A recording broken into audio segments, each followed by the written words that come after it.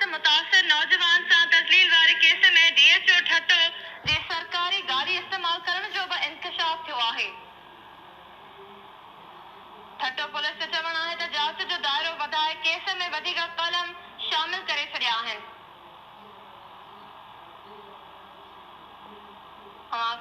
अवां खे अपडेट कयूं पिया नाज़रीन ठट्टो मां जिथे ज़हनी माज़ूर नौजवान खे तस्लील जो निशानो बणाइण वारो केस साम्हूं आयो आहे। पुलिस पारां जवाबदारनि जी ज़मानत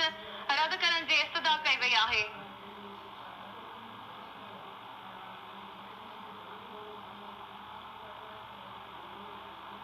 मुतासिर नौजवान सां तस्लील वारे केस में DHO ठट्टो जी सरकारी गाड़ी इस्तेमाल करण जो बि इंकशाफ थियो आहे। वधीक तफ़सीलनि लाइ राब्तो कयो आहे ठट्टे मां KD न्यूज़ रिपोर्टर महबूब रोही सां। जी महबूब अपडेट कजो। जी टे ॾींहं अॻु में ठट्टे में हिकु ज़हीनी जेको मज़दूर नौजवान आहे उन सां पेश आयल वाक़ियो जंहिंमें हुनखे तज़लील जो निशानो बणाए तशदुद जो निशानो बणाए उनजी वीडियो वायरल कई वई जंहिंजो केस बि दाख़िल थियल आहे 5 जवाबदारनि जे ख़िलाफ़ ऐं हुन मां 2 जवाबदार गिरफ़्तार आहिनि। 5 जवाबदारनि मां 3 जवाबदार जिन में DHO ठट्टो हनीफ मेमन जो पुटु सजल मेमन समेत 3 जवाबदार केस में जेका आहे अॼु ताईं जी पूरी ज़मानत हासिल करे वरिती हुई पर हिन केस में अहम पेशरफ़्त साम्हूं आई आहे अहम इंकशाफ साम्हूं आया आहिनि जंहिंमें ठट्टो पुरी जांच दौरान ठट्टेपुड़ी जे जांच दौरान साम्हूं इंकशाफ साम्हूं आयो आहे त जेके नौजवान जेको ज़हनी मुतासिर नौजवान आहे उन सां ज़्यादती करण जी बि कोशिशि कई वई ऐं उनखे तशदुद जो निशानो बणाए उनखे जेका मारण जी बि कोशिशि कई वई जंहिंखां पोइ ठट्टो पुलिस पंहिंजी जांच में वधीक अज़ाबी कलम जेके लागू करे छॾिया आहिनि जंहिंमें DHO ठट्टो जो पुटु हनीफ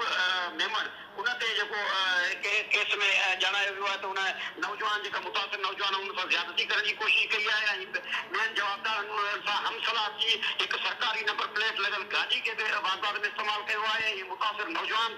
खे पाणी में ॿोड़े मारण जी बि कोशिशि कई आहे जंहिंखां पोइ हिन केस में अज़ाफ़ी कलम जेके आहिनि पुलिस पारां लागू कया विया आहिनि जंहिंमें 324 कलम 337 ऐं 511 PPC तहत वधीक अज़ाफ़ी कलम लागू कंदे शीशन जे ठट्टो खे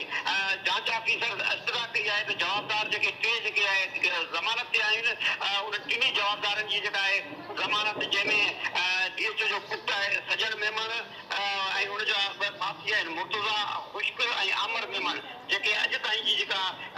पूरी ज़मानत ते आहिनि उन्हनि जी ज़मानत रद्द कई वञे। हिन वक़्तु पुलिस जा वधीक अदाला जेके तलब कया विया आहिनि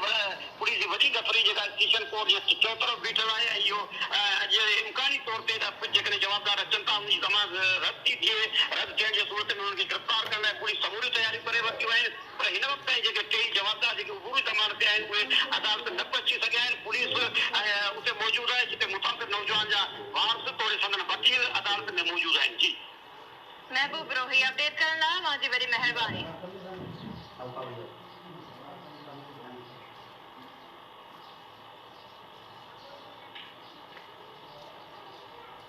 अवां खे अपडेट कयूं पिया नाज़रीन ठट्टे मां अवां ताईं ख़बर पहुचायूं पिया जिथे जवाबदारनि जी ज़मानत रद्द कई वई आहे। पुलिस पारां अवां खे अपडेट कयूं पिया तस्लील वारे केस में DHO ठट्टो जी सरकारी गाॾी इस्तेमाल करण जो बि इंकशाफ थियो आहे।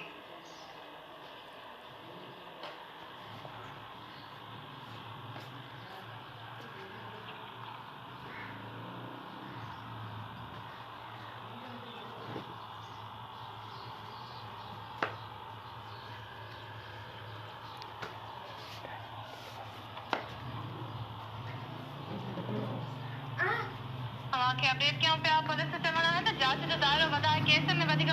कलम शामिल करे छॾिया आहिनि।